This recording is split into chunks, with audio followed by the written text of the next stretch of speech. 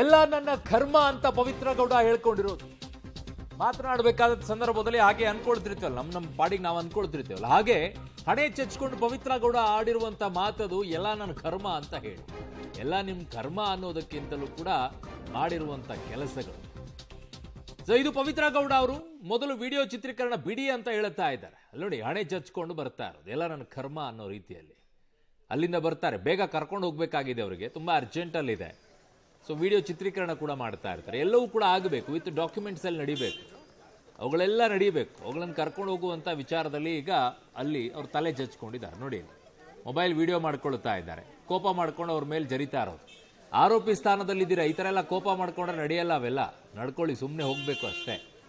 ಪೊಲೀಸರು ಅದನ್ನೇ ಹೇಳುವಂಥ ಮಾತು. ಆರೋಪಿಯಾಗಿದ್ಕೊಂಡಲ್ಲಿ ಇನ್ನೊಬ್ರಿಗೆ ಆವಾಜ್ ಹಾಕೊಂಡು ಕೂತ್ಕೊಂಡ್ರೆ, ಮೊಬೈಲ್ ವಿಡಿಯೋ ಮಾಡ್ತಾ ಇದ್ದಂಥವ್ರು ಯಾರು ಅದನ್ನು ವಿಡಿಯೋ ಮಾಡ್ತಾ ಇದ್ದೀವಿ?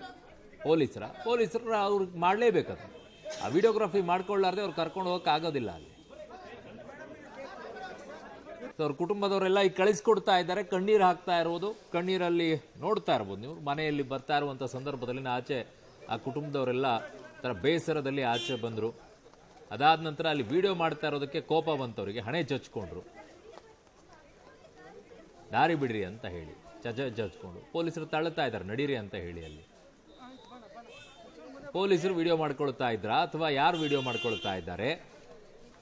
ಮೆಟ್ಟಿಲಿಳಿಯೋಕೆ ತಡ ಆಗಿದ್ದಕ್ಕೇನೆ ಅಲ್ಲಿ ಕೋಪ ಮಾಡ್ಕೊಳ್ತಾ ಇರೋದು.